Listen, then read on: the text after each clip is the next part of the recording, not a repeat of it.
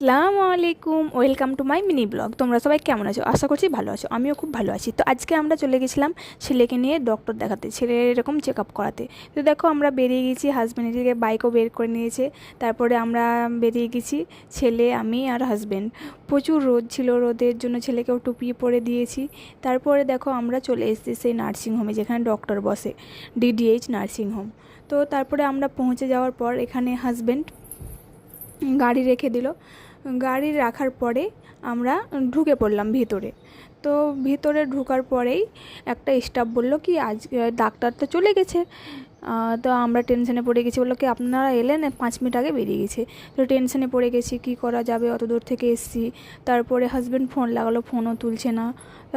তো কী করব করে ওই স্টাফটা বলল কি 5টার সময় আবার বসবে আজকে। তো 5টা পর্যন্ত ওয়েট করে নিলাম, কি আবার যাব আবার আসবো এত দূর থেকে।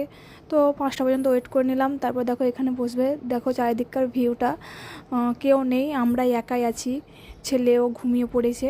তারপরে আমরা ক্যান্টিনে চলে গেছিলাম কিছু খাওয়া দাওয়া করতে।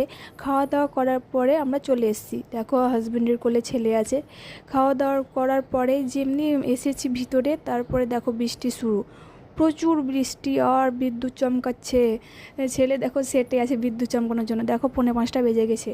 তারপরে 5টার সময় ডক্টর এসে ছেলেকে চেক আপ করলো। তারপরে ওষুধ দিয়ে দিয়েছে ছেলেকে, আর আমারও কিছু সমস্যা ছিল, আমাকে ওষুধ দিয়েছে। দিয়ে আমরা বেরিয়ে পড়লাম।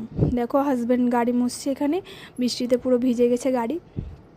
তারপরে সব ছেলে দেখছে ওর পাপাকে। তারপরে আমরা বেরিয়ে পড়লাম। চারিদিকে জল আর জল, পুরো জলে ভর্তি। তারপরে আকাশে পুরো মেঘ দেখতে পাচ্ছ, কালো হয়ে। দিয়ে কি করা যাবে, ছেলে দেখো চারিদিকে প্রকৃতির মজা নিচ্ছে, চারিদিকে দেখতে দেখতে দেখতে যাচ্ছে। তো আমরা বেরিয়ে গেলাম, বাড়িও পৌঁছে গেলাম।